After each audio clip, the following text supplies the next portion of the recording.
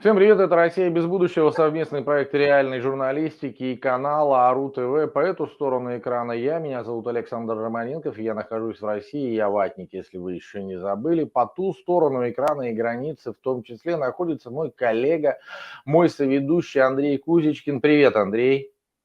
Саш, привет и привет всем нашим слушателям, зрителям. И мы начинаем.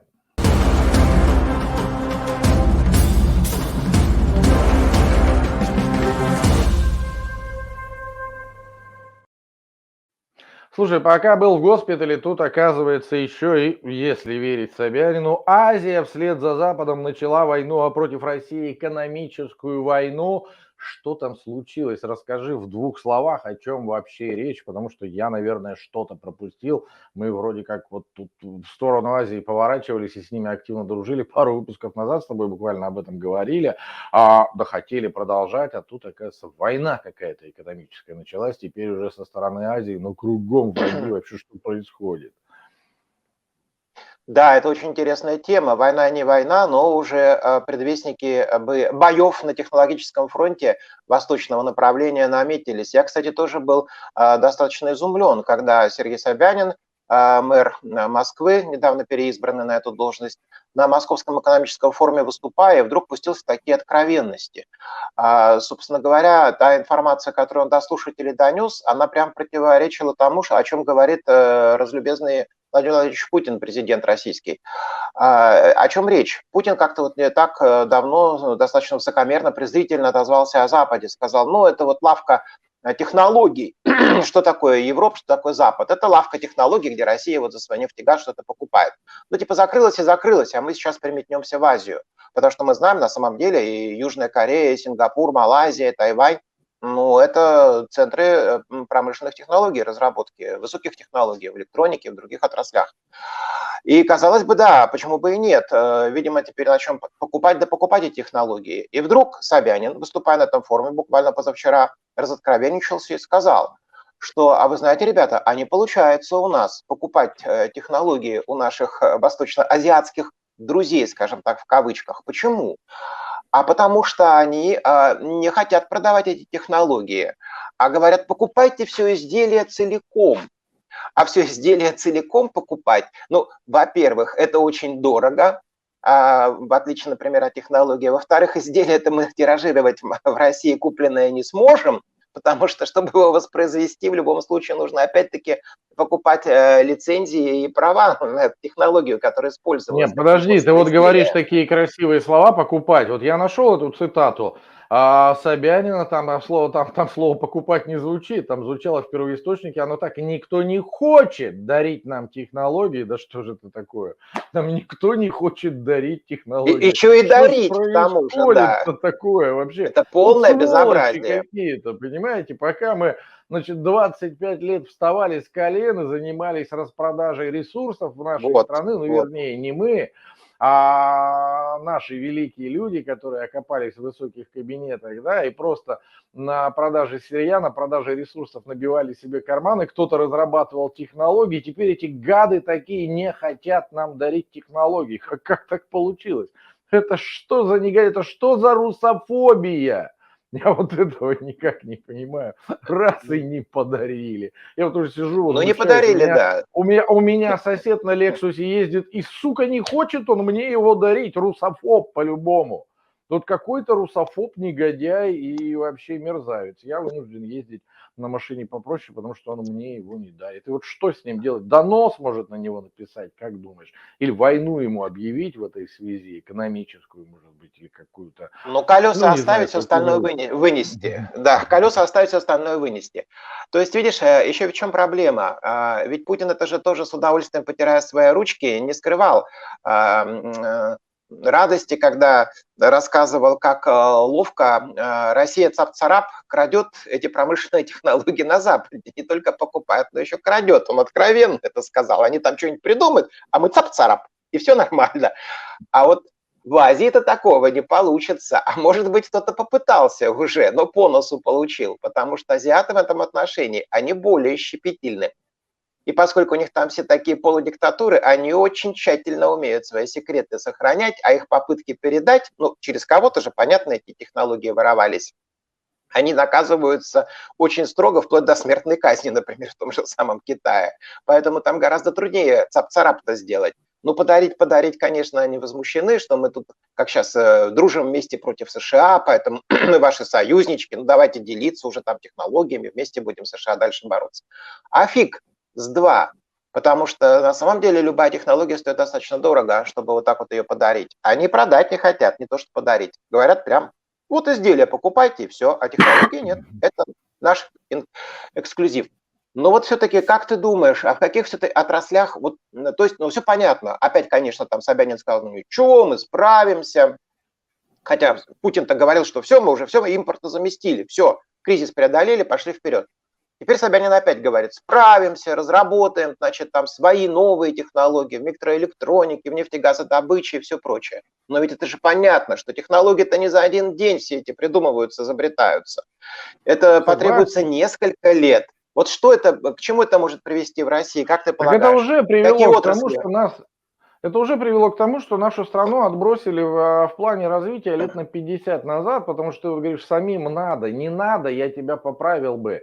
Этим надо было начать заниматься лет 20-25 назад. Вот еще в конце 90-х, в начале нулевых, и многие умные люди тогда об этом говорили.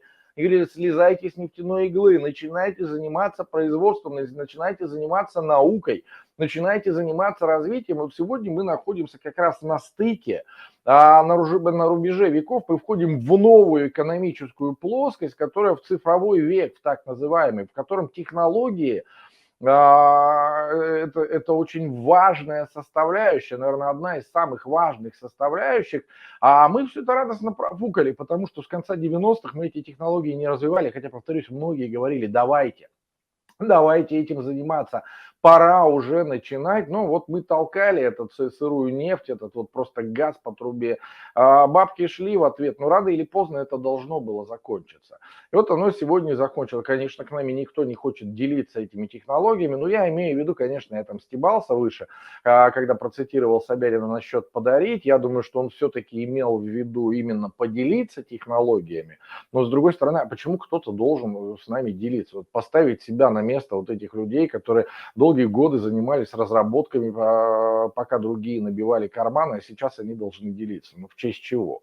Да, там, грубо говоря, один как попрыгуня стрекоза, лето красное пропел, а другой все это время вздрагивал, работал, трудился, не покладая рук, финансировал эту сферу, может быть, в ущерб каким-то другим, и вот сегодня эти люди должны с нами чем-то поделиться. Да нет, так не бывает. Мы отстали, и это надо признать. Хотя я думаю, что вот это наша ЦК КПСС, вот, которая у нас продолжает оставаться наверху, вот эти вот старички, средний возраст сегодня представителя власти в России там под 70 лет, они даже не понимают, что это такое. Для них это, ну, вот что-то совершенно непонятное, какая-то клинопись. Если у нас президент открытым текстом радостно говорит, а я не пользуюсь мобильной связью, и все ему вторят, да, какой он молодец, да не пользуйся ради бога. Только вот если ты ей не пользуешься, это не значит, что весь остальной мир ей тоже не пользуется. Вот мы пришли сегодня, мы с тобой сейчас ведем эфир посредством высоких технологий. Можно ли было представить себе еще там 15 лет назад, 20 лет назад, что вот так вот запросто, да, включив компьютер, поставив какую-то небольшую камеру, не вот такие вот, как раньше были, 20-килограммовая, а маленькая камера, да, вот при помощи даже вот обычной вот такой вот железки мы сможем с тобой вести прямую трансляцию, например. Возможно, это было представить 15 лет назад? Нет. Когда вот эта штучка, это же не просто телефон, это по сути целый мир у тебя в кармане, в котором закачаны все библиотеки мира, в котором есть все там какие-то научные работы, все статьи, существующие в природе, там и плюс какие-то вещи, которыми мы когда-то пользовались по отдельности, это и телевизоры, и компьютеры, и видеокамеры, и там аудио, видеоплеер, все что угодно. То есть это все тоже высокие технологии. Я очень много раз приводил, например, когда мне говорят, почему он столько стоит, вот эта вот штука, да, там такая дорогая. там от там 10-15 тысяч и выше, там вот сегодня продают те же айфоны, да, вот новая модель вышла, этот 15 Pro, по-моему, 300 с чем-то тысяч, там 350, что ли, тысяч рублей он стоит, ну, на наши деньги это где-то, я сейчас даже не... Ну, до хрена, короче. Вот, и все говорят, а что там стоит? Железки, болты и гайки. Ну, действительно, но платим-то мы не за железки, болты и гайки. Мы платим как раз за технологии, мы платим за чем-то, за чей-то интеллектуальный труд. И он сейчас везде, куда ни плюнь. И с этим ты ничего не поделаешь, остановить технический прогресс ну, невозможно в принципе.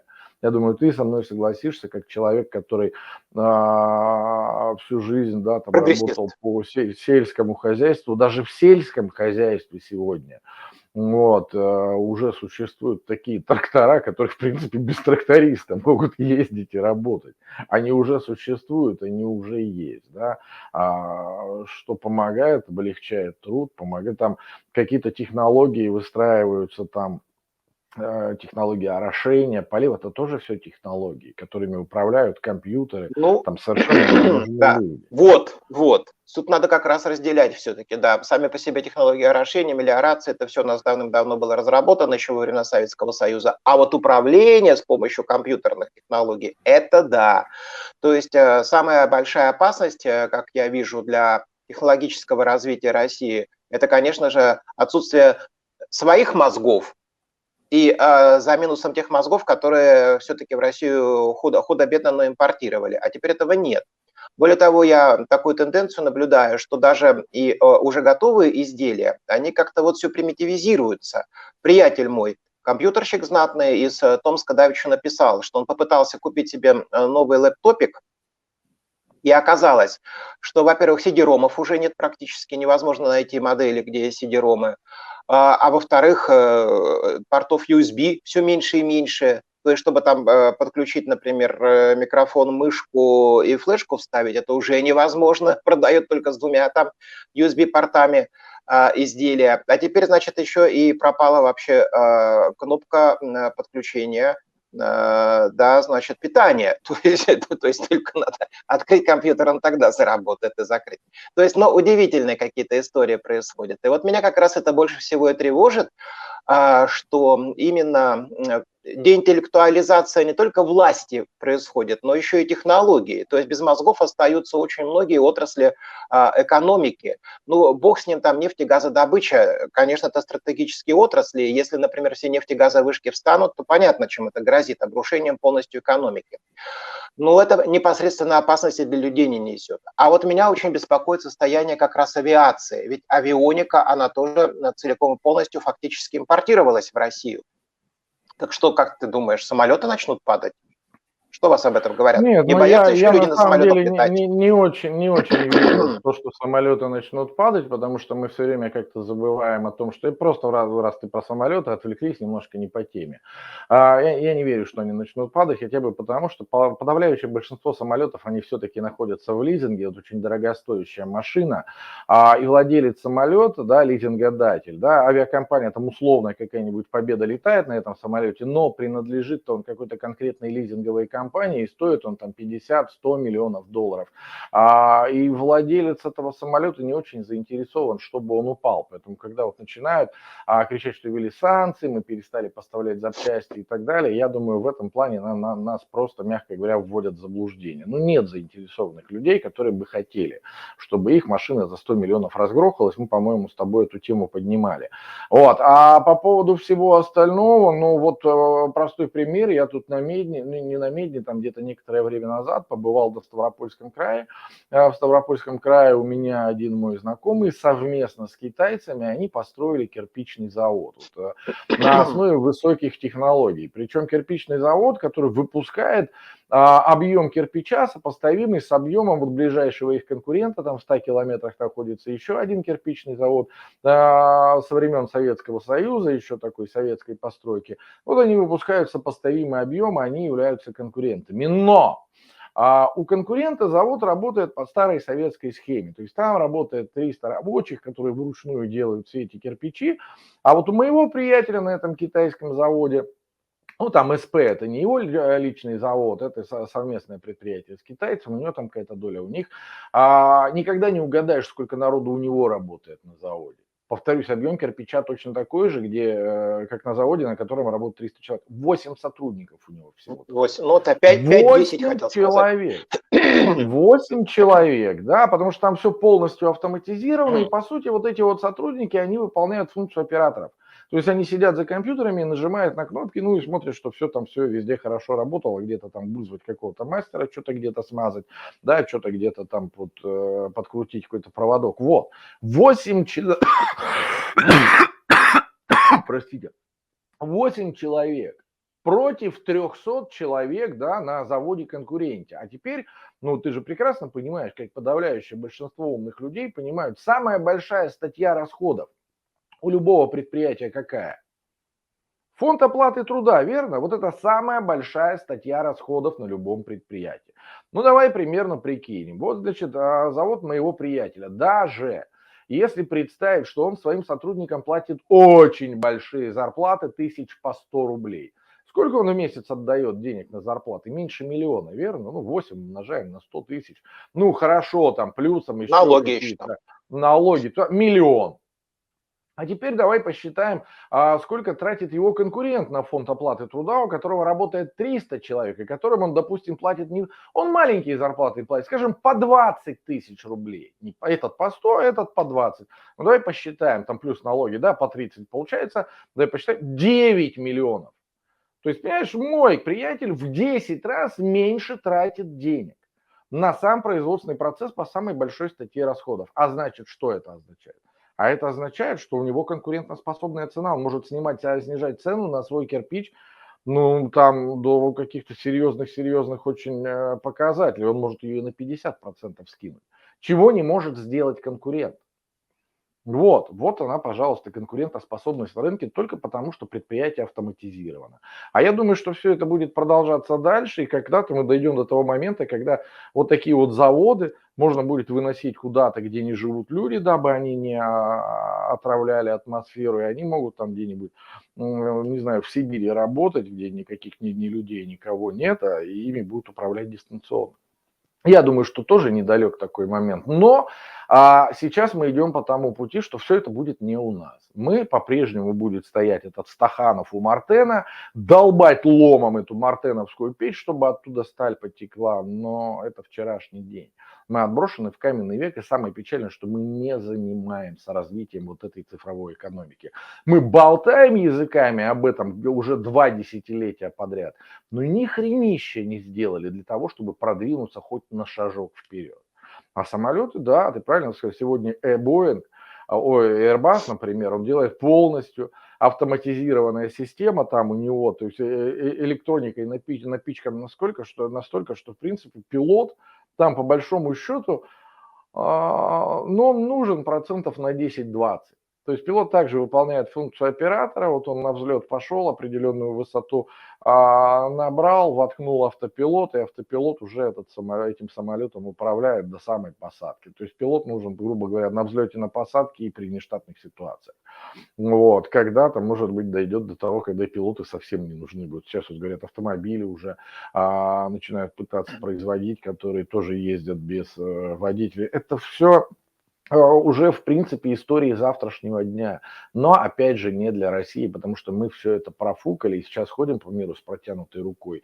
Подайте, а никто не хочет подавать, потому что все прекрасно понимают, что лучше, чтобы мы впали в зависимость от кого-то и ходили попрошайничать. Мы упорно, повторюсь, не хотим принимать этот урок и упорно не хотим двигаться дальше. Стоим, топчемся на месте и думаем, где бы цап-царап. Но так долго продолжаться не может, ты же это прекрасно понимаешь. Да, оно уже, по-моему, закончилось. Кстати, по поводу самолетов тут тоже все не так просто. Ты же помнишь, недавно большой самолет, куча пассажиров приземлился на пшеничное поле под Новосибирском. Но слава богу, что все закончилось благополучно. Но компания, которая является собственником самолета, развела руками и сказала, а мы ничем помочь не можем, потому что этот самолет находится под санкциями. Все. Поэтому, конечно, здесь проблем может быть и в авионике очень много, но меня больше всего, конечно, беспокоят и те технологии высокие, которых лишается сейчас Россия доступ к ним, применяемые именно в нефтегазодобыче, как я говорил, и в строительстве. Даже лифты теперь не могут нормальные поставить в многоэтажках. Те лифты, которые гарантированно бы не падали. И Да. и в строительстве, и самое главное, и да, и производство пищевых продуктов, и в том же самом сельском хозяйстве. Дело не только в орошении, потому что возьмем птицефабрику, свиноферму. Там тоже сейчас, если это крупнотоннажное производство, все находится под контролем искусственного интеллекта теперь. И, естественно, малейший сбой приведет к тому, что там температура, например, или резко повысится, или резко упадет, и погибнет абсолютно все поголовье. А это уже чревато и дефицитом продуктов с последующим переходом на массовый голод. То есть высокие технологии сейчас, они настолько пронизывают все сферы нашей жизни, что стоит прикрыть где-то только вот один такой канальчик, оно как в домино начнет потом все рушиться абсолютно. И поэтому это на самом деле серьезнейший вызов теперь перед режимом Путина, да, вот лишиться доступа к высоким технологиям в Европе, а теперь еще и в Азии. Мне кажется, что это катастрофическим последствием уже для России грозит. Ну, плюс сама по себе, согласись, вот сама по себе железка, да, это еще только одна сторона медали. Нужно же еще непосредственно обучение, то есть с этим у нас тоже большая беда, то есть чтобы были специалисты, которые знали, что с этими железяками делать. То есть вот пришел там какое-то оборудование на какое-то предприятие, вот как ты, да, сказал, где полностью искусственный интеллект там на какой-то фермой управляет, нужны спецы, которые знают, как это работает, которые все грамотно сделают, а у нас, насколько я понимаю, образование соответствующего нет. То есть раньше куда-то их отправляли специалистов за рубеж или приглашали каких-то зарубежных спецов, которые обучали наших. Но теперь я понимаю, так понимаю, что это тоже вся история под вопросом, потому мы остались и без технологий, и без специалистов, то есть медленно, уверенно идем в каменный век, вот скоро пересядем на лошадей, вот, и то, если кто-то до тех пор лошадей, если не съедим от голода, да, Ну да, видимо, да, все да, так. да. К Сахеплугу, да. Все время говорили, что вот Сталин, он, значит, взял там лапотную Россию, оставил Советский Союз там с космосом, с освоенным, с ядерным оружием, а Путина пишут в историю как человека, который превратил ядерно-космическую державу, а если вспомнить про конфуз со станцией на Луне, это так, да, превратил вот ядерно-космическую державу в державу с сахой и плугом. Все может быть. Вот тогда уж точно мы можем констатировать, что Россия без будущего. Ну, я-то думаю, все-таки я уверен, что проблема в членах нашего политбюро, которые вот, ну, в силу своего возраста они уже всего этого не понимают. Очень печально, что те люди, кто помоложе, тоже пытаются от всего абстрагироваться. Да, меня это не касается, коснется. Вот, к сожалению, коснется, и очень скоро, да, мы уже потихонечку разводим руками. А я не вижу, как из этого выплывать, если честно. Вот правда не вижу. Все эти сказки по телевизору надоели. Если мы сейчас, да, с Европой мы поссорились, если мы сейчас еще рассоримся с азиатами, ну, видимо, будем с ребятами из движения Талибан там где-то на перегонки бегать, обмотавшись какими-то юбками из пальмовых листьев. Видимо, туда Ребята из Азии не будут, конечно, с Россией ссориться, они будут на России паразитировать и высасывать все соки, это совершенно понятно. Дозируя передачу каких-нибудь готовых уже Ну, ты же понимаешь, что изделий, они, конечно, на передавать-то плаву будут, но они поддерживать. передавать будут, но это, во-первых, не те технологии, которые действительно необходимы. Во-вторых, как бы мы просто впадаем при этом в зависимость от этих ребят, потому что, скорее всего, Да, вот мне как да. видится, если, допустим, приедут к нам сюда китайцы, какие-то технологии свои передадут, то они их не нам передадут, они вместе с китайцами их и передадут, которые приедут и сами всем этим будут заниматься. А мы будем в большей степени, ну, россияне, имеется в виду, в большей степени как такой обслуживающий персонал, где там украсть, где покараулить, то есть доступ мы к ним не получим в любом случае. И в конечном итоге это, да, вот приведет к тому, что рано или поздно просто как муравьи будем обслуживать эту вот королеву, или как там у них правильно называется. Вот будет у нас королева Матка, в да, виде, королева матка. да, да, в виде Си Цзиньпиня и его подопечных, да, мы вот эту королеву-матку будем обслуживать. К этому семимильными шагами идем, и это прекрасно, я считаю, это замечательно, в этом и есть рывки, прорывы. Да-да. И хваленый патриотизм, как-то так. Ну что, предлагаю закругляться, мы уже плывем 24 минуты. Давай какую-нибудь прощальную речугу и Ну, моя речуга, как всегда, полна оптимизма, потому что жизнь богаче любых наших фантазий. Мы не знаем, что на самом деле случится с нами и с Россией уже завтра. Конечно, наша программа называется «Россия без будущего», но мы все-таки верим и предупреждаем все самое страшное, проговаривая его вслух. Может быть, тогда этого и не случится. Будем верить все-таки в лучшее. Ну, дай бог, чтобы нас люди, по крайней мере, слышали, хотели слышать. Как-то так. Это была «Россия без будущего», совместный проект реальной журналистики АРУ ТВ. Меня зовут Александр Романенков, а мой соведущий Андрей Кузичкин. Увидимся, услышимся и очень скоро. Удачи вам, любви и терпения. Все, пока. Пока! Пока-пока.